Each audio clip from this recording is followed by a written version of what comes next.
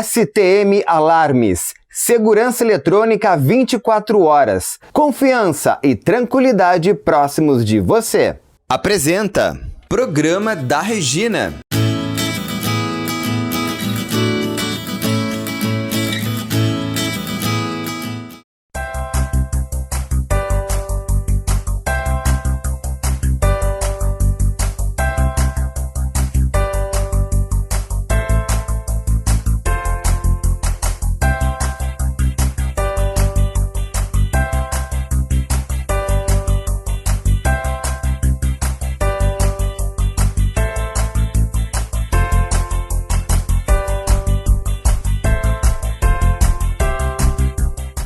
Povo de casa, tudo bem com vocês? Programa da Regina entrando no ar, apresentado pelo grupo STM Alarmes, portaria remota e segurança eletrônica 24 horas, com patrocínio da Elite Acting, a arte para todas as idades. O patrocínio especial é da Simoneto Móveis Planejados, na Plínio Brasil Milano 1689, onde nós estamos hoje, e também na Avenida Ipiranga 7630. Ambientes lindos e modernos, só aqui na Simoneto. E agora a gente vê os temas que hoje passam por aqui. No programa de hoje eu falo um pouquinho dessa polêmica envolvendo a administração do patrimônio da Larissa Manoela. Questões jurídicas importantes vão ser abordadas. Daqui a pouco vou estar falando sobre a Lei 10.036, a Lei Municipal, que trata das obras de arte em prédios edificados na cidade. Você sabe qual é a frequência que você deve ir ao dentista? Já já eu te conto no programa da Regina. Olá, ainda hoje nós vamos conversar sobre a morte da atriz Léa Garcia por infarto do miocárdio em Gramado. Não perca. Daqui a pouquinho, no programa da Regina, vamos conversar sobre herpes labial. Se tu sofre desse problema ou conhece alguém que sofre, vem conferir. Ainda hoje eu vou falar sobre como combinar o sapato com o terno ou costume. Não perde. Comigo aqui hoje, nos dando a honra de conversar no programa da Regina, Fabiana Oliveira, que é gerente administrativa da ACD, com quem eu tenho uma ligação já faz muitos anos, né? Sempre que eu posso, eu auxilio, acho eles assim fantásticos no que fazem, tu sabe disso, né? E vocês atendem pessoas com deficiência física já há 23 anos, tá correto, né? Exato. Que bom. Seja bem-vinda aqui no programa. Muito obrigada, Regina, pela oportunidade de poder, então, divulgar um pouquinho do trabalho que a ACD faz em prol da nossa sociedade, das pessoas com deficiência física aqui no Rio Grande do Sul. Bom, são mais de 7.500 atendimentos mensais, é isso? Isso. Nossa, a gente é muito, né? São bastante famílias, a gente chama, né? Porque não a gente trata o paciente, né, para reabilitação ou entrega de um equipamento que ele precisa, ou ortopédico, mas também a gente tem toda a família envolvida nesse tratamento, que é muito importante. Então, esses atendimentos mensais aí, ao longo dos nossos 23 anos, aí a gente conseguiu realizar mais de 2.400.000 atendimentos. Olha, é muita coisa. Bastante. E vocês têm toda uma infraestrutura, na verdade, completa, né, para tudo isso, inclusive uma oficina ortopédica. Isso. A unidade aqui de Porto Alegre, então, ela tem o centro de reabilitação, onde acontecem os atendimentos de reabilitação, e a nossa oficina ortopédica, onde são confeccionadas as órteses e próteses e a entrega dos equipamentos ortopédicos para aquele paciente. Cadeira de roda, andadores, muletas, enfim, atende a necessidade que ele precisa em termos de equipamento. Bom, mas hoje, especificamente, a Fabiana está aqui para a gente falar sobre um jantar beneficente, né, que acontece no dia 14 de setembro. É a cada ano ou a cada 2 anos que acontece? Cada ano. A cada ano, né? Ano. E que, evidentemente, precisamos da sua ajuda aí de casa, das empresas também, né, Fabiana? Muito, muito. Então, é um evento que faz parte do nosso calendário anual de eventos, é o principal deles. Então, o jantar beneficente, ele acaba sendo uma das fontes importantes de captação de recursos para que a gente possa subsidiar os atendimentos hoje que nós realizamos. Então, ele vai acontecer no dia 14, na Sociedade Libanesa, em parceria, né, com chefes, né? A gente vai ter... São chefes chiquérrimos que vão estar, né? Sim, exatamente. São pessoas assim que abraçaram a causa e que estão conosco para a realização desse evento que vem sendo realizado desde 2015. Então, todo ano. Pois é, e a E a gente até tem que explicar, né, o porquê do valor do ingresso, porque às vezes o valor do ingresso é um pouco mais caro, até para isso mesmo. E como é que vocês fazem essa questão? Quer dizer, o ingresso, ele vai direto para a CD, como é que funciona essa parte? Sim, nós aqui estamos, né, fazendo toda a fonte de captação através, né, do adquirido por telefone, né, ou ali através do e-mail. A gente então pode estar passando o código Pix para poder fazer a compra dos ingressos, tá? Então o convite ele é adquirido no valor de R$250. Esse recurso é para poder manter o subsídio desses nossos atendimentos. Ele parece ser grande, mas é o que a instituição precisa e como eu comentei, a principal fonte de captação que nós temos. E aí ali a gente, então, com esses parceiros, está oferecendo, né, um momento gastronômico diferenciado, com 5 ilhas, né, trazendo toda uma proposta de troca. Vão ter vários pratos, né? Isso, sim, né? Então, exatamente. quer dizer, um jantar realmente que vale esse valor, além de que vale muito só pela ajuda já, né? Exato, né? Vai estar beneficiando essas pessoas. E as empresas, eu vi que também podem participar. Como é que é isso, a partir de cotas? Isso, a gente está então trabalhando com patrocínio, com contrapartidas. A gente tem, assim, o patrocínio vai desde o prata, ouro, tudo, estamos abertos à negociação, certo? Então as empresas podem estar adquirindo uma mesa, né? A mesa 10 lugares, vai estar sendo citado no cerimonial, vai ter visibilidade. Então são formas de poder, né? Como as empresas têm maior potencial de recursos para que a gente possa, né? Não, e de ser uma troca legal, né? Ou seja, a empresa ganha também e ajuda. Sim, então muito. É isso, 14 de setembro, gente, a partir das 19 horas, né? Então, Sociedade Libanesa, participem desse jantar. Também, se não puder participar, também se quiser ajudar de alguma forma, né? Por favor. Anualmente, exato, também pode ajudar a CD, tá bom? Obrigada, muito obrigada, viu, Regina. Fabiana? Muito obrigada. Imagina, a gente vai participando sempre que pode. Vamos lá, então, agora com a doutora Virgínia Lobato Flores, ela que vem com as dicas aí jurídicas e temas muito atuais sempre aqui no programa. Oi, Virgínia. Oi, Regina. Boa noite para o pessoal de casa também. Não poderíamos deixar de falar sobre o caso Larissa Manoela. O primeiro ponto que eu trago é que, antes de mais nada, é preciso ter em mente que a nossa legislação aqui no Brasil, ela é bastante rigorosa em relação a casos de menores artistas, né? Os artistas mirins, como são chamados.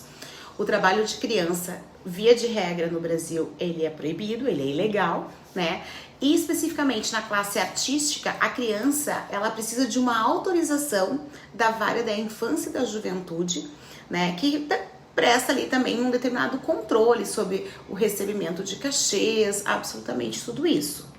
É possível sim que os pais recebam uma remuneração como agentes, como administradores ali deste patrimônio. A questão especificamente da Larissa Manoela é o excesso, porque é uma linha tênue entre os pais exercerem a função de acompanhantes no desenvolvimento dessas atividades artísticas e administrá-las, ao mesmo tempo uma função de exploradores do talento dos filhos, obtendo vantagem excessiva. Os pais, eles devem agir em benefício do menor e, obviamente, não em benefício próprio. Ao que parece, a grande jogada foi a criação de uma empresa onde os pais possuem a maior parte das cotas sociais, ou seja, do patrimônio que existe dentro dessa empresa. A Larissa Manoela, sim, tem direito a buscar judicialmente a revisão dessa sociedade, inclusive uma prestação de conta de valores de todo esse período, uma vez que não prescreve ações envolvendo menores de idade. O negócio tomou tanta proporção que em poucos dias já temos 4 projetos de lei em andamento, visando proteger o patrimônio de artistas mirins. Com certeza, teremos ainda muita repercussão sobre o assunto. Gostou dessa informação? Então não perde que domingo eu estou de volta aqui no programa da Regina. Agora tem a dica do Grupo STM, uma empresa moderna com sólida experiência em segurança eletrônica. O uso do circuito fechado de televisão permite que a equipe de segurança monitore 24 horas por dia em tempo real o que acontece em cada um dos ambientes filmados. Dessa forma, é possível tomar as ações necessárias de forma rápida, caso haja qualquer anormalidade em sua casa ou escritório. Contrate os serviços da STM, que atende em todo o estado e possui equipes qualificadas, serviços de monitoramento e portaria remota. Buscando sempre as melhores soluções para os nossos clientes, Apresentamos o que há de mais moderno em tecnologia de monitoramento e controle de acesso para condomínios. STM Portaria Remota. São mais de 30 anos de experiência em monitoramento e segurança, com mais de 3 mil clientes satisfeitos com o nosso comprometimento. Com a portaria remota da STM, você vai ter no seu condomínio o que há de melhor em soluções tecnológicas de segurança. Reconhecimento facial de última geração para entrada e saída de pedestres. Possível redução de até 60% dos custos com a segurança do seu condomínio. Aplicativo personalizado para as necessidades do seu condomínio, com acesso a todas as soluções em segurança da STM Remota. E é claro, a combinação perfeita entre tecnologia e uma equipe de profissionais treinados, prontos para atender qualquer chamado presencial. Com a portaria remota, todas as entradas e saídas são controladas e monitoradas 24 horas por dia. É o fim de problemas com falta de funcionários ou erros humanos de acesso. O controle é feito por uma central de monitoramento 24 horas em nossa base de atendimento remota, preparados para resolver as demandas condominiais. STM Portaria Remota, seu condomínio mais seguro com o menor custo.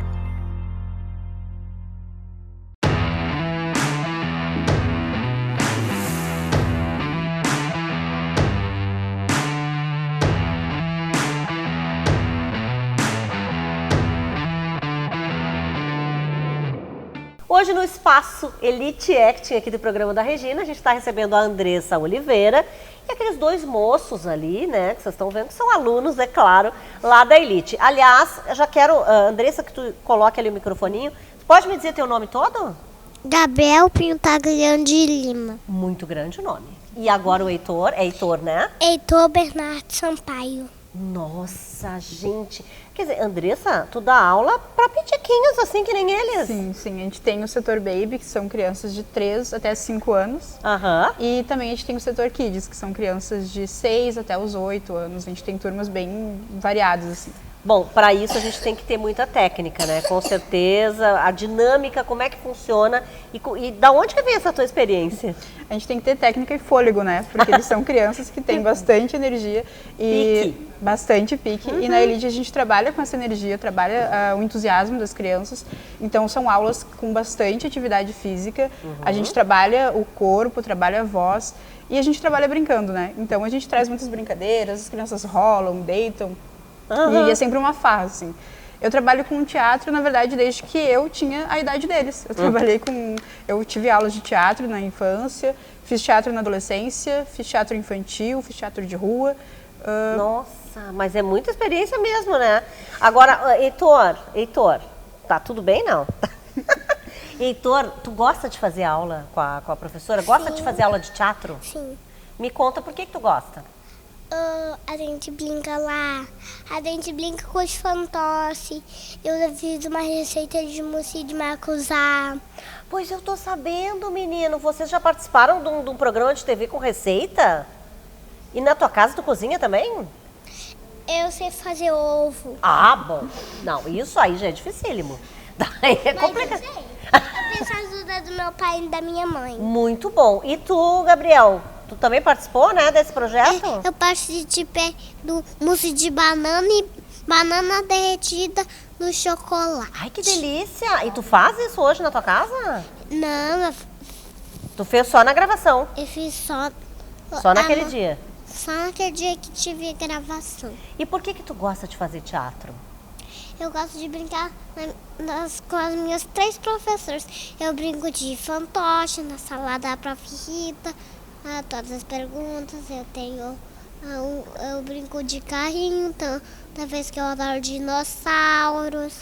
Gente, Andressa, é isso assim, né? É um lúdico que vai trazendo muita coisa legal para um futuro, aí pode ser uma carreira mesmo, né? Exatamente. O brincar dentro da educação, dentro do teatro, para crianças, voltado para crianças, é a porta de descoberta, assim, para várias outras coisas, para as aptidões deles.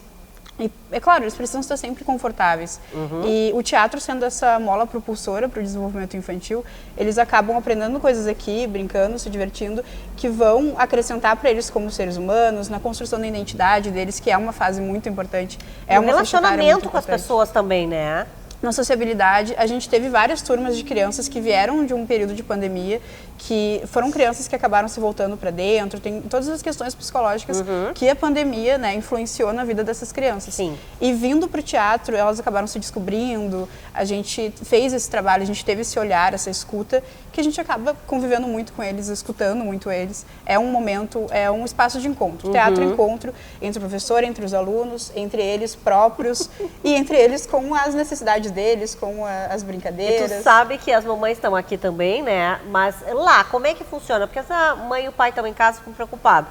Ah, mas eu vou largar meu filho de 3, de 4, 5 aninhos lá. Quer dizer, eles podem ficar juntos? Como é que funciona isso, Então, Andressa? na primeira aula, que é uma aula de encontro, de apresentação do professor, do plano de trabalho, os pais têm uma reunião com o professor dentro da salinha, que vai ser a salinha onde as crianças vão passar esse curso. E as crianças que sentem essa necessidade do pai pertinho, nessa primeira aula o pai pode acompanhar, tem esse momento, esse cuidado. E a partir dali, as próprias crianças já vão se integrando com as outras, com a professora e com a turma. E aí os pais acabam ficando esperando lá fora, dando um tempinho, tomando um cafezinho. Tem aqueles pais que já vão dar uma voltinha e tem os pais que ficam ali corujando, né? Obrigada, viu, Andressa? Nada. São, olha, umas paradas. Gente, seguinte, a decoração externa lá da sua casa está precisando daquele móvel legal, aconchegante e tal, bonitinho. Olha, o meu diretor aqui quase caiu, tá, gente? Então, seguinte, vocês estão precisando do móvel bem bonitinho lá, aquele sofá, aquela cadeira? Na Lembrete você encontra, claro, o valor, ó, bem menor. Dá uma olhadinha.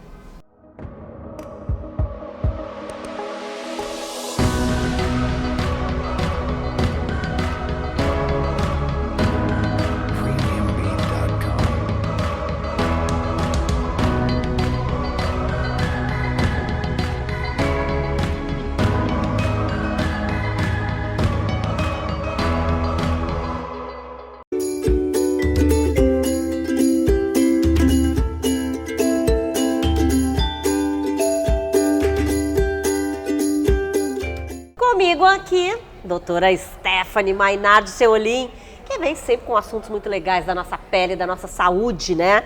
E hoje a gente vai falar de uma coisa que eu já vi muita gente reclamar, Stephanie, da questão da herpes labial, né? E que nessa época do ano, aí quero até saber por quê, né? Parece que piora um pouco quem já tem isso. Exatamente. O herpes labial é uma doença que a gente fala que ela é crônica, né? Depois que tu adquire o vírus, tu vai ficar com ele sempre no teu organismo. Dizem até que tem gente que tem e que ele nunca aflorou, né? É porque é o mesmo do vírus, o vírus da catapora é o vírus, é o mesmo herpes, né? Só que são famílias diferentes. Então, quem tem catapora pode, em algum momento, vir a ter o herpes zoster, que é aquela lesão grandona, corporal, e o herpes labial é passado pela saliva. Sim. Então, aqui a gente toma chimarrão junto, às vezes toma no mesmo copo, então tu pode pegar. Nem todo mundo vai desenvolver a doença. E ela é oportunista. Então, quando que ela se desenvolve? Quando a nossa imunidade está mais baixa. Por isso que agora no inverno, que tu perguntou, às vezes tem mais ocorrência de herpes labial. Porque o lábio fica ressecado, dá aquela rachadinha, então ele pode vir quando tem um trauma no local. Pode acontecer também da pessoa ficar resfriada, a imunidade dá uma baixada, pega menos sol, acaba desenvolvendo mais a doença. E o herpes, ele é transmissível, assim como eu comentei. Então, ele é caracterizado por aquelas bolinhas, bolhazinhas de água ao redor dos lábios. Eles têm sempre a mesma apresentação, né? Sempre a mesma apresentação. Sempre pode vir acompanhado de uma coceirinha ou de uma ardência, de uma sensação de queimação. começa com esses sintomas e geralmente no mesmo dia ou no outro dia surgem as bolinhas. E pode aparecer do nada mesmo, né? Tipo, pode a pessoa, aparecer mas eu do nunca nada. tive. Sim, mas agora vai ter. Isso. Aquela aguinha das bolinhas é cheia de vírus, por isso que naquela fase em que tá com as vesículas, ele é transmissível. E aí nós temos que cuidar para não passar para outras pessoas e também se alguém tem lesão labial, tu não tomar o chimarrão junto, ou tomar no mesmo copo, ou compartilhar a toalha de rosto. Vamos ser sinceros, beijo nem pensar. Nem pensar, quando tem lesão ativa, nem pensar. Nem pensar. E tomar cuidado com as crianças, né? Porque isso é uma coisa que às vezes as pessoas não se dão conta. A avó, a tia, beija a criança no rosto enquanto tá com lesão de herpes. Então tá colocando essa criança em contato com o vírus e a gente não sabe quem vai desenvolver ou não. Tratamento, não sei que não tem, mas assim, por exemplo, nesse ínterim que a pessoa está com isso, né? Na verdade, não tem cura, mas tem tratamento. Então, nós temos medicações via oral muito boas e nós temos também pomadas e cremes tópicos. E tem uma coisa que eu acho interessante de comentar, que às vezes eu noto que os pacientes não sabem no consultório, é que quando tá tendo repetidas infecções recorrentes, nós temos tratamentos para serem feitos por 4 a 6 meses, com doses mais baixas de medicação, para evitar a recorrência. Pois então eu ia perguntar muito isso. interessante. A frequência com que ele aparece é a mesma ou pode ser para cada um? Como é oportunista e depende das condições do organismo, da imunidade, então ele vai surgir em épocas de estresse ou em épocas em que a imunidade está mais baixa ou se houve um trauma local. Mas quando está sendo recorrente demais, às vezes é porque a carga viral no organismo da pessoa está muito alta. E nós temos como fazer um tratamento mais longo para diminuir essa carga viral e diminuir as recorrências. E isso eu comento às vezes com os pacientes no consultório e eles não sabem. Então é bem interessante, quem tem herpes recorrente, mais de 3 infecções no ano já é considerado recorrência. E aí já tem indicação de um tratamento mais longo. Tá, e por exemplo, as pessoas querem disfarçar, às vezes colocam um produto, eu posso colocar alguma coisa em cima? Pode. Não tem problema? Pode colocar. Eu diria para cuidar a contaminação desse produto, né? Porque vai estar colocando o dedo ali para não contaminar o produto. Pode. A gente evita feridas abertas, colocar coisas em cima. Sim. Mas se não tivesse, já tá na fase de crostinha, dá para colocar sim. Tá bom, então. Obrigada pelos esclarecimentos aí. Valeu, domingo que vem tem mais.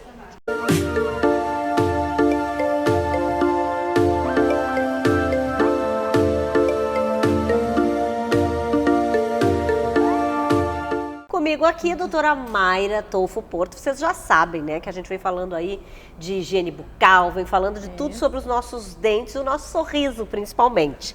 Hoje, eu quero falar, a gente falou esses dias da higiene bucal, né, que parece muito óbvia, mas não é. A mesma coisa vamos falar que é a questão da revisão. As pessoas dizem assim, mas eu vou no dentista não sei quanto tempo depois e tal. Precisa ter uma frequência, precisa ter revisão, é isso, Mayra? Sim, então, a gente precisa ir com uma certa frequência, né? Vai depender de como está a saúde bucal do paciente naquele momento da visita ao dentista, né? O dentista que vai dizer quanto tempo ele deveria retornar, né? Mas assim, no mínimo, nos mínimos a cada 6 meses. São raros os pacientes que a gente diz, não, pode ir uma vez por ano que tu tá tranquilo, porque tu cuida muito bem dos dentes. Sim. Mas a média de frequência ao visita, ao dentista... E até também dependendo do tratamento que a pessoa está fazendo, né? Porque daí, às vezes precisa ser menos tempo, né? Ah, não, com certeza, né? É bem isso. Se tiver em tratamento, sim. Daí. O que acontece, assim, durante uma revisão para quem ainda não foi, né? Vamos no passo a passo, assim. Então, quando o paciente vem uma consulta de revisão, a gente avalia os tecidos dentários, os tecidos peribucais, né? Como é que está a saúde da gengiva. A gente avalia se tem alguma cárie, se tem alguma mancha nos dentes, alguma retração na gengiva. A gente faz uma limpeza, É isso né? que eu ia perguntar, se inclui a limpeza, tá? Sim, sim, a gente faz também. Tártaro, né? a maioria das pessoas tem? Maioria. É. A maioria. Quanto mais tempo tu fica aí sem no dentista, a maior chance tu tem de ter mais tártaro, né? E o tártaro, na verdade, pode causar o quê? no dente? Porque as pessoas dizem assim, mas tá, eu tenho tártaro há um tempão, não aconteceu nada. Mas o que pode acontecer? O tártaro, ele é como se fosse um corpo estranho. Então, o nosso corpo, ele entende que ele precisa combater aquele pedaço ali de sujeira grudado no dente. Então, ele começa a inflamar, causa uma inflamação na gengiva. Com o passar do tempo, se esse tártaro permanece ali, essa inflamação vai aumentando, causando uma gengivite. Bom, o clareamento, por exemplo, tá dentro disso? Quando a pessoa chega lá para te falar, olha, eu quero fazer uma revisão, mas eu tô achando meu dente amarelado, eu tô achando meu dente assim assado. Ela pode incluir aí, por exemplo, um clareamento? Sim, a gente pode fazer numa próxima consulta daí uma sessão de clareamento ou... Não pode ser junto, tá? Não, muito Entendi. difícil fazer junto, assim. Tá, o clareamento que a gente se refere é com flúor? Não, clareamento, ele é um procedimento que a gente usa um peróxido de hidrogênio ou de carbamida que faz uma ação clareadora nos dentes, né? E que não é imediato, ou pode ser imediato? Ele não é imediato, é um tratamento que dura, se for de consultório, umas 3 sessões em média. Se for em casa, vai durar em torno de 15 a 30 dias, né? E são casos diferentes, ou seja, por exemplo, tem pessoas que vão fazer tratamento em casa e tem pessoas que vão fazer contigo, direto só. Sim, daí na consulta a gente vê qual a melhor situação para o paciente, né? Se é fazer em casa ou fazer no consultório. Bom, se nessa revisão a gente detecta lá um princípio de cárie, como é que funciona? Então, a cárie, ela é tratada com uma restauração ou um procedimento restaurador feito numa segunda sessão, não geralmente na consulta de revisão também, né? Porque ela precisa de um tempo, né, para ser removida e curada, né? Bom, e aí também foi o que a gente falou aquele dia, por exemplo, nessa revisão aí, tu consegue ver se a pessoa está fazendo, por exemplo, aquela higiene bucal adequada, se está usando fio dental, tu já tem como dizer, olha, tem que usar mais e tal. Sim, dá para ver direito. A gengiva não mente. Se o paciente não está cuidando, a gengiva vai nos entregar. Mas ali por quê? O que tem na gengiva que identifica isso? Ela fica avermelhada, ela sangra com mais facilidade. Fica sensível assim? Tu diz parece que sangra? Sim, como ela fica inflamada, né? Aquela inflamação da gengivite, por mais inicial que seja, ela vai ter um sangramento por conta dessa inflamação. Né? E aí quando a pessoa vai, tu diz, bom, tem que vir fazer a revisão de tantos em tantos meses. A maioria volta ou não para fazer a revisão? Olha, a gente tem que dar uma empurradinha, mas geralmente eles voltam. Isso ainda é medo de dentista, eu quero saber, gente. Olha, espero que não, né? Mas tem muitos que ainda tem, infelizmente, que né? Coisa, né? Uma moça fácil. tão bonita não assim, ninguém vai fugir dela, gente, eu tenho certeza. Bom, Mayra, obrigada, tá? Eu que agradeço. Bom, olha só, vamos para o intervalo. O programa da Regina é apresentado pelo Grupo STM Alarmes, Portaria Remota de Segurança Eletrônica 24 horas, com patrocínio da Elite Acting, a arte para todas as idades. E o patrocínio especial da Simoneto Móveis Planejados, aqui na Plínio Brasil Milano, 1689, onde estamos hoje, também na Ipiranga 7630. Ambientes lindos e modernos, você já sabe que só tem aqui na Simoneto.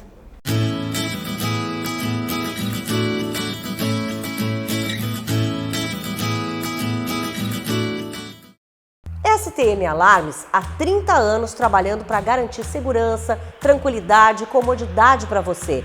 Investir na segurança do seu patrimônio é investir no bem-estar do seu negócio. Soluções completas em segurança eletrônica, serviços personalizados com as soluções que você precisa. Portaria autônoma, virtual e presencial, monitoramento de alarmes, câmeras para segurança e muito mais.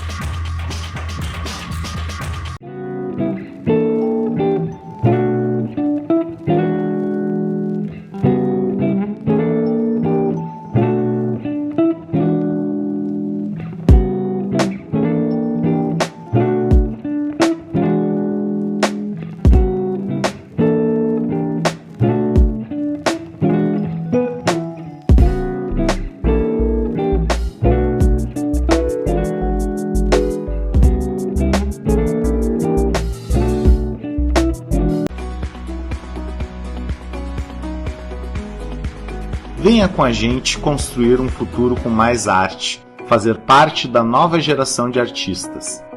Venha ser Elite. The answer, it's in your hands. vontade de comer um docinho não avisa quando chega. E nem precisa, porque a PH Doces tem uma variedade incrível para você escolher. E vai desde um bolo caseiro com vários tipos de coberturas, ao bolo gelado e até as delícias que você ama no pote. Se você também quiser encomendar a sua torta de aniversário, a gente faz de 8 a 70 fatias. Tortas salgadas? Também temos, claro, e com vários recheios.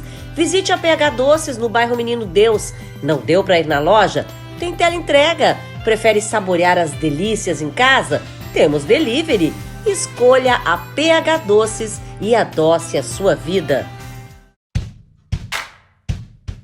Um bom perfume colore seu dia.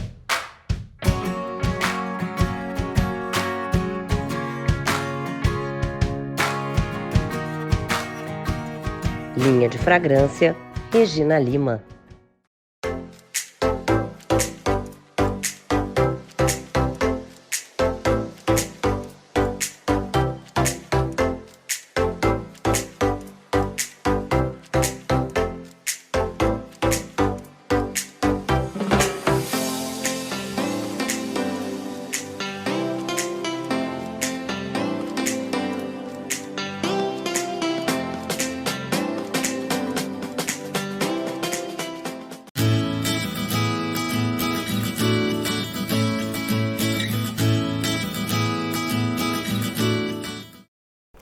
No Minuto ACG Home Care, uma empresa de atendimento domiciliar que está há 23 anos no mercado, o CEO Alexandre Pires fala sobre as parcerias com clínicas médicas. Oi, Alexandre. Oi, Regina. Exatamente isso. Essa parceria com clínicas, ela existe sim. Então, a gente pega as clínicas próximas àquela nossa unidade ACG de atuação e a gente conversa com eles, apresenta esse nosso trabalho e eles indicam a qualidade do serviço de atenção domiciliar da ACG Home Care na sua região. Então, eu vou dar aqui dois exemplos, né? Nós temos as clínicas de cirurgia plásticas e as ortopédicas, né? Como exemplo aqui. Clínica de cirurgia plástica, a gente tem aquele paciente pós-cirúrgico, uma paciente que fez uma cirurgia de mama, então ela precisa, no pós-cirúrgico dela, ter um cuidado com os drenos, com os curativos, com a higiene, com os medicamentos. Tudo isso, ela vai ter um acompanhamento especial dentro da sua casa. Imagina agora uma clínica de ortopedia, uma cirurgia de fêmur. Essa pessoa ela vai ter que ficar imóvel e durante esse período vai precisar ter pessoas fazendo as coisas para ela, até mesmo a mudança de decúbito no leito, porque ela fica totalmente imóvel. E além disso tem o pós, precisando de uma fisioterapia. Então imagina todo esse complexo de atendimento dentro da casa do paciente. Então se você tem uma ACG perto de você, acesse o nosso site, busque o telefone dessa unidade e peça esse atendimento. acghomecare.com.br.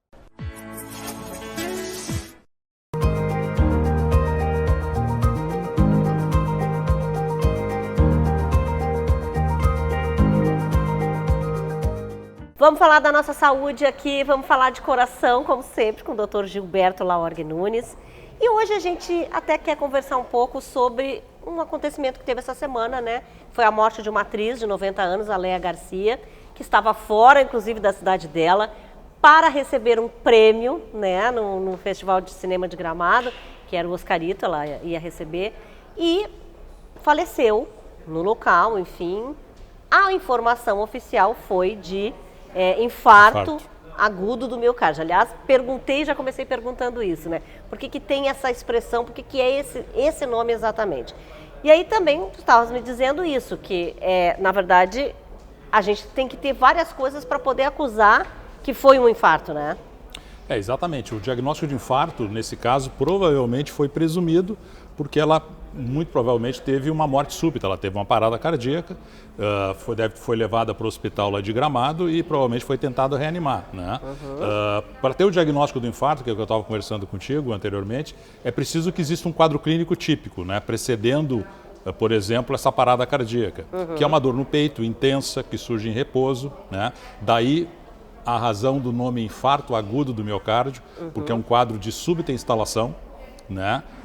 E que se não for tratado a tempo pode acontecer desfechos desfavoráveis, como no caso dela, né?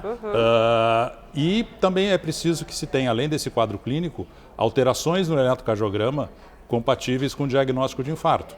Se a pessoa chega em parada cardíaca no hospital, por exemplo, o eletrocardiograma não vai mostrar nada, então a gente vai ficar com esse diagnóstico de suposição de que foi infarto.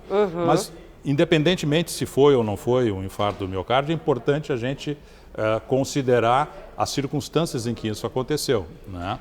Era uma pessoa de 90 anos, a gente não sabe o histórico prévio dela, se ela tinha alguma outra doença como diabetes, pressão alta, se já existia um diagnóstico de doença das artérias coronárias. Se fazia também os exames periodicamente. Se fazia exames né? periódicos, se fumava, não fumava, então tudo isso a gente não sabe, né? E é óbvio que a pessoa com essa idade certamente tem algum grau de aterosclerose, que é a deposição de gordura na parede das artérias, né? Então, uma pessoa de 90 anos, muito raro uma pessoa de 90 anos, que a gente vai fazer algum estudo que tem as coronárias ou as carótidas ou as artérias das pernas totalmente isentas de placas de gordura. Alguma placa tem que ter. E o infarto do miocárdio, tipicamente, ele pode ser causado por placas pequenas, que não obstruem a coronária, e que elas rompem subitamente, expondo aquele conteúdo de gordura.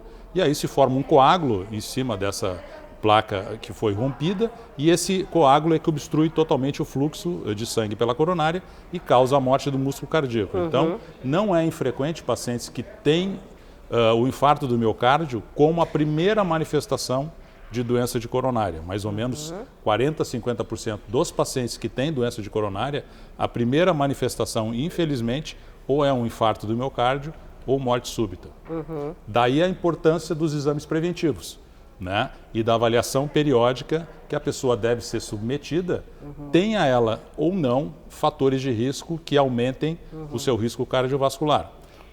É que a gente já ouviu vários comentários da questão da idade dela, né?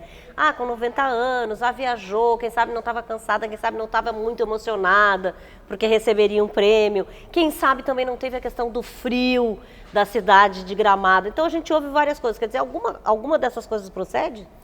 Acredito que sim, né? Existem evidências, né? Não são evidências conclusivas, mas sugerindo que existe um aumento no número tanto de infartos quanto de acidentes vasculares cerebrais durante os meses de inverno, né? Então é provável que o frio tenha alguma relação com isso. A gente sabe que o frio ele pode causar uma contração das artérias do corpo, né? E também faz com que exista um aumento da pressão arterial e da frequência cardíaca para manter o corpo aquecido. Esse é o mecanismo de adaptação do nosso organismo. Então, se a pessoa já tem alguma doença de coração, esses dois fatores podem desencadear um quadro agudo, né? A questão do estresse emocional, sem dúvida nenhuma, que tem relação com quadros agudos, né? E quando a gente soma tudo junto, né? Certamente que pode, pelo menos em parte, explicar o que aconteceu com essa nossa atriz. Mas também não é só porque tem 90 anos. Qualquer idade a gente tem que se preocupar com isso. Qualquer idade a gente tem que se preocupar, e por isso que a recomendação é que pelo menos depois dos 35, 40 anos, pelo menos uma vez a pessoa passe por uma avaliação cardiológica. Mesmo que não tenha histórico na família, mesmo que não tenha fatores de risco, é importante porque a prevenção desses eventos é que é o nosso objetivo maior. Tá bom, então. Obrigada por hoje, Dr. Gilberto. Obrigado, Regina. Aqui ao meu lado a Janaína Crespo, vocês já sabem, né? Ela que é mentora, palestrante, traz assuntos bem legais, bem importantes aqui sobre empreendedorismo, né? E hoje a gente vai falar, bom, isso é assim de extrema utilidade para todo mundo, né, Janaína? O assunto de hoje, que são os principais passos aí para tirar aquele sonho, né, do negócio que a gente tem no papel e realizar uma jornada como empreendedor. E aí, eu quero saber o seguinte, eu tenho uma boa ideia, digamos assim, e eu quero tirá-la do papel e transformá-la então num bom negócio. Qual é o primeiro passo? Bom, Regina, olha só, ideias a gente tem toda hora, né? Verdade. Então a gente sempre acha que tem aquela solução para resolver o problema de alguém. E esse é o primeiro passo, tu identificar que tu tem uma solução para um problema que já existe. Você que está em casa e que pensa, bah, eu acho que eu consigo resolver o problema, eu tenho uma habilidade, eu tenho um conhecimento, eu tive uma ideia de construir alguma coisa que vai resolver o problema de alguém. Isso é o início de um negócio, é a ideia que tu pode colocar em prática, mas sempre tendo em vista que ele vai solucionar o problema de alguém. Porque senão não tem mercado, é só uma ideia, né? Não basta a gente saber fazer alguma coisa se essa coisa não interessa para ninguém. Então, Regina, esse é o primeiro passo, O primeiro né? passo é saber isso. Agora, é que às vezes a pessoa fica pensando assim, mas na prática o que eu faço, né? De cara, por exemplo, eu tenho que abrir um CNPJ, é isso? Sim, depois que tu fizesse um plano de negócios, tu viu a viabilidade, realmente eu tenho uma boa ideia que pode ser transformada num negócio e eu quero ter clientes e atender o mercado, sim, eu tenho que registrar a minha empresa. O que é o CNPJ? CNPJ é o Cadastro Nacional de Pessoas Jurídicas, é o que te identifica como empresa. Então é fundamental para te estar legalizado que tu registre um CNPJ. E hoje está tão fácil, gente, registrar um CNPJ. Verdade. Antes era um processo lento, moroso, hoje é muito rápido. Bom, e quais os principais aprendizados, assim, dessa fase inicial que eu preciso ter? Bom, as dúvidas são imensas quando a gente começa um negócio, né? E quando a gente tem uma ideia para pôr em prática e começar a comercializar um produto e serviço, são inúmeros os saberes que a gente tem que ter. Desde a gestão de pessoas até a gestão financeira. Existem hoje muitas ferramentas disponíveis no mercado para te ajudar, mas para te transformar de empreendedor, que é aquela pessoa que põe uma ideia em prática, até o empresário, tem muito conhecimento que precisa ter. Bom, e como é que eu posso buscar esse conhecimento, então? Esse conhecimento a gente busca, eu diria assim, em entidades de classe, associações daquilo que tu vai fazer, em cursos específicos dentro da área que tu precisa aprender dentro de gestão, não é o conhecimento, apenas o conhecimento técnico do que tu vai oferecer. E também em mentorias. Eu, por exemplo, sou uma mentora que ajudo no plano de negócios. Eu já ia dizer, tem que procurar a Janaína. Isso, ajudo no plano de negócios. Como é que eu começo? Já tem outras mentorias, que nem de uma amiga minha que está começando agora, a Daniela Salaberry, que é o Shiny Star, que ajuda a posicionar a tua marca. Então eu tenho a parte inicial, te ajudo com o plano de negócios, como é que tu alavanca a ideia e um negócio. Te mostra oportunidades, estratégias de mercado. E o outro evento, essa outra mentoria te ajuda a te posicionar no mercado. Como é que tu vai ser visto pelos teus clientes. Bom, mas te procurando, então, tu dá toda essa base para a pessoa, né? Isso, Janaína Crespo, só procurar ali na minha rede social, ali tu consegue encontrar aqui o na meu tela contato, também, aqui na tela vai ter. E aí eu compartilho essa minha experiência de mais de 20 anos, à frente da Casa Clima como gestora e também como mentora da Rede Aliança Empreendedora, onde eu faço mentorias com vários empresários que querem alavancar as suas carreiras, porque as dúvidas são enormes, Sem né, dúvida. Regina? Bom, ela está à frente da Casa Clima e a Casa Clima também é bom a gente falar, que é a nossa apoiadora aqui, né? Sim. E que aquece, climatiza, ambientaliza a casa das pessoas, né? E ali você vai encontrar na prática, essas coisas que a gente fala sobre empreendedorismo, sobre empresário, conhecer a nossa equipe do atendimento diferenciado. Mas eu digo produtos lá também, as pessoas encontram muitos, né? Agora, principalmente no inverno, né, gente? Que tem essa coisa do ar-condicionado, da lareira. O ar-condicionado não faz parte mais do nosso rol de produtos, mas a lareira, o aquecedor a gás, aquele banho relaxante que a gente precisa para enfrentar as... A melhor coisa do mundo é o banho, né? As adversidades do dia. Eu digo, a gente entra no banho ou para comemorar, ou para chorar, desafogar as mágoas, verdade, né? é verdade. Bom, então tá, né? Por hoje é isso. Por hoje é isso, empreendedores. Vamos lá, vamos botar essa ideia em prática e melhorar o mundo com as nossas soluções. Verdade. Obrigada, Janaína.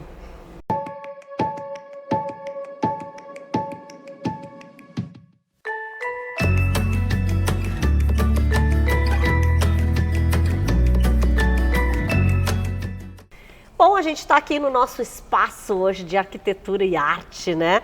Hoje com só um, né? Que vocês estão vendo, que é o Luiz Fernando Holden. Porque o Thales hoje descansou. Resolveu descansar. Hoje é a folga dele. Bom, enfim. Mas a gente vai falar sobre um assunto bem legal, que é uma lei, na verdade, que obriga a colocação de obras de arte na frente dos prédios, né, em locais visíveis. Por que tu escolheste esse tema para hoje, Luiz? Muito bem.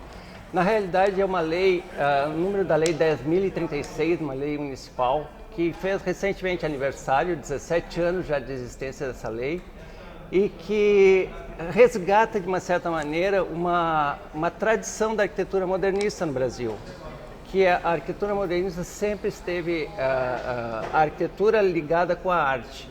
né? Se nós lembrarmos o Palácio Gustavo Capanema, no Rio de Janeiro, com as obras de arte que tem lá, os azulejos do Portinari, né? Brasília, no caso, né? Todos os prédios, os palácios de Brasília têm grandes esculturas na frente, né?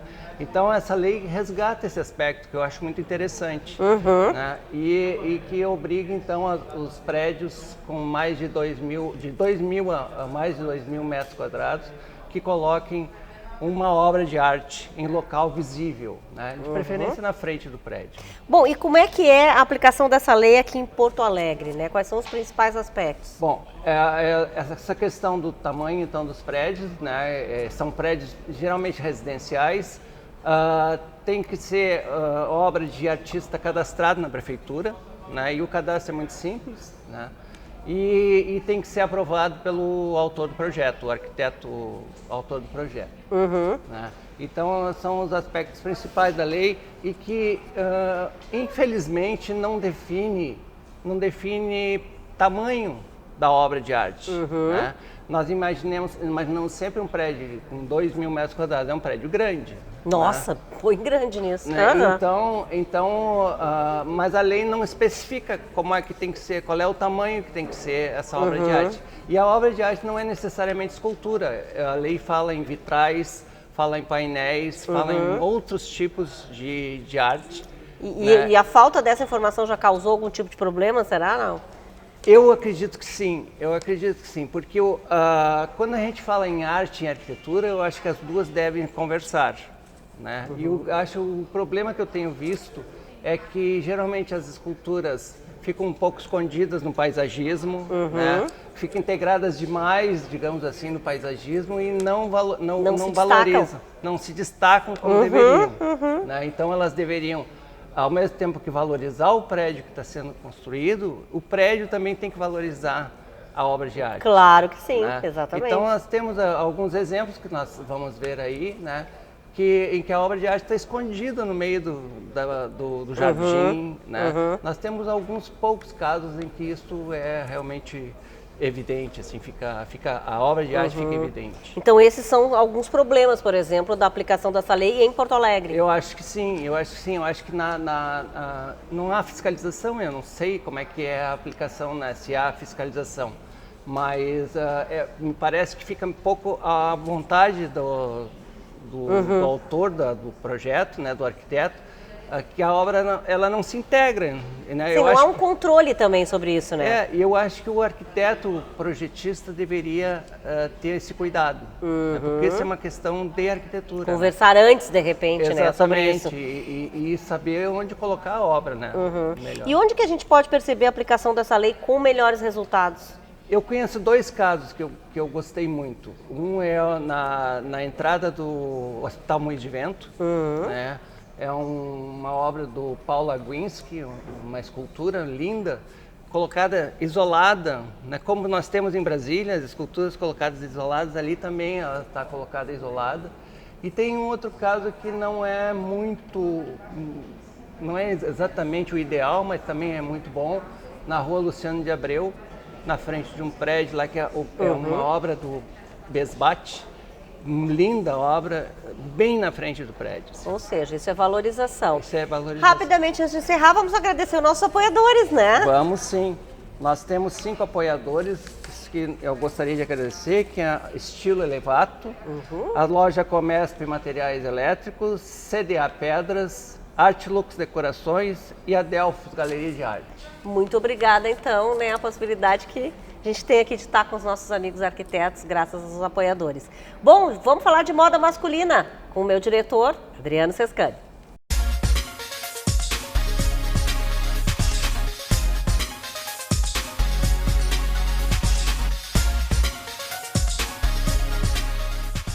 Oi, Regina, tudo bem?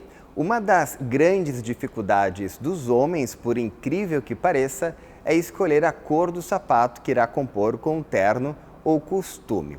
A dor de cabeça é tanta que muitos preferem usar apenas o preto, independente da cor do traje. Acreditam que é um coringa. E aí aparecem os equívocos, já que o preto não conversa com qualquer cor, como já falei aqui. Mesmo não sendo errado na maioria dos casos, o sapato preto pode enfraquecer o visual e tirar o poder que o terno e o costume carregam na imagem. Para não dar erro, a regra é simples. Sapato preto combina com ternos preto e cinzas de diversas tonalidades. E o azul marinho ou o royal também, mas na minha opinião, os sapatos em tons de marrons e café valorizam mais o traje. Aliás, os sapatos nestas tonalidades devem ser usados com ternos e costumes marrom, bege, champanhe e tons terrosos. Combinam também com trajes cinza claro, uma boa pedida para quem gosta de estilo. Mas vale lembrar que não existe apenas sapato preto ou marrom. Hoje, a indústria já oferece muitas opções de cores, mas daí é assunto para outra coluna. Abraços e até domingo que vem.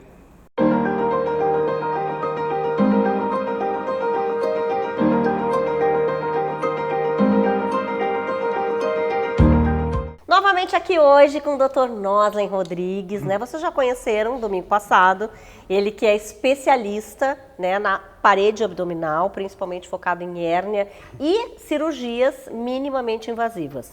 Bom, hoje a gente vai falar de uma hérnia, um tipo de hérnia que é diferente, é isso, doutor? Tudo bem? Oi, boa tarde, Regina. Sim, esse tipo de hérnia é uma hérnia que geralmente a queixa do paciente é aquela azia, aquele refluxo, eventualmente um desconforto pós-alimentar. E geralmente esse problema pode ter vínculo com uma hérnia, que é essa questão que pode dar um refluxo no paciente. Tá, então quer dizer que o refluxo, que a gente acha que é uma coisa simples, pode não ser tão simples assim. Assim, não é regra o paciente ter refluxo e ter hérnia, mas o contrário é verdadeiro. O paciente que tem hérnia é um tipo de hérnia que dá nessa região aqui, na região diafragmática, pertinho do estômago. Geralmente, alguns tipos de hérnia podem vir acompanhados com sintomas de refluxo. O refluxo ácido, principalmente, que é aquele que dá os sintomas de azia, que pode dar um amargo na garganta, principalmente quando depois de uma noite de sono. Alguns pacientes se acordam com uma queimação na garganta, se deve à posição que ele deitou, né, no período noturno. E aquele refluxo ácido pode encostar na garganta e dar esse sintoma nele. Esse é um sintoma muito clássico e ele pode ter relação com a hérnia. Como é que a gente resolve isso? Não é a maioria dos pacientes, apesar de o paciente ter uma hérnia que a gente consegue diagnosticar por alguns exames, não são todos os pacientes que se beneficiam dessa cirurgia. Mas os pacientes que se beneficiam dessa cirurgia, a gente faz uma cirurgia de correção dessa hérnia. Geralmente eu faço por cirurgia minimamente invasiva. Junto com a correção da hérnia, a gente faz uma confecção de uma nova válvula, porque o estômago nessa região de entrada, ele tem uma válvula que com o tempo ela se torna incompetente, junto com o problema da hérnia. Então, além de corrigir a hérnia, eu utilizo a própria estrutura do estômago e faço uma confecção de uma válvula nova. Então, em cima da válvula que não está funcionando, essa válvula antiga, a gente constrói uma nova válvula em cima desse estômago que estaria doente até o período da cirurgia. Mas esse diagnóstico é, por exemplo, se a pessoa tem alguns sintomas, ela vai lá e como é que é? É rápido esse diagnóstico? É rápido, geralmente assim, o paciente geralmente ele é dependente de omeprazol ou similares, ele está tendo uma péssima qualidade de vida, principalmente por conta do refluxo. Vou dar um exemplo. Eu operei agora, semana passada, um paciente que ela tinha uma hérnia muito grande e o desconforto dela era pós-alimentar. A hérnia dela, parte do estômago, cerca de 40%, tinha subido para dentro do tórax. Nossa Então, senhora. o estômago estava do ladinho do pulmão e do ladinho do coração.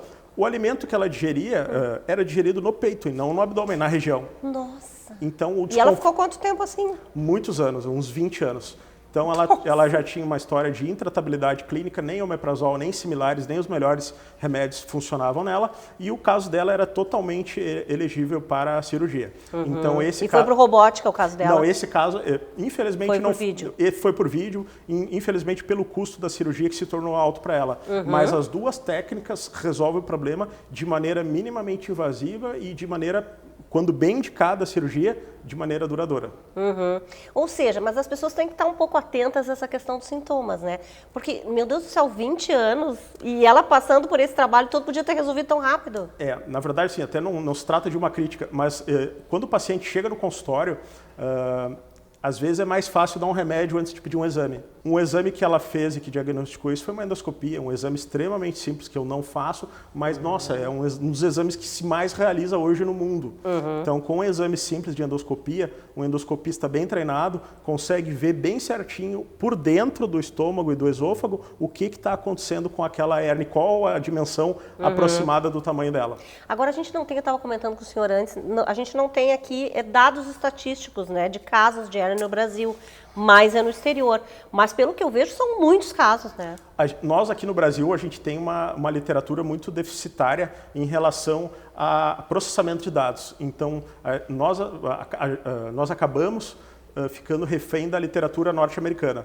Então, eles têm, tanto em artigos quanto em livros, eles têm um enfoque muito maior nessa parte acadêmica. E nós, no Brasil, infelizmente no Brasil, nós temos uma dificuldade em ter dados sobre hérnias. Bom, doutor Noza, então tá, né? A gente aos poucos vai trazendo aqui essas informações todas para o nosso telespectador. Obrigada mais uma vez. Muito obrigado, Regina. Obrigado. Tá bom. Obrigado a todos. Boa tarde.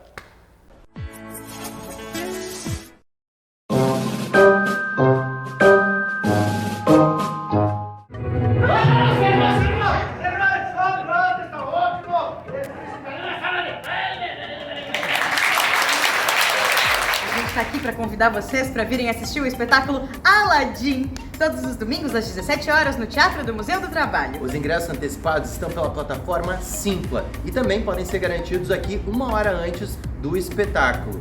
Além disso, tem promoção. Quem trouxer um agasalho tem um super desconto. Venham curtir esse espetáculo. Estamos esperando vocês! Nem tenta. Agora, o resto pode.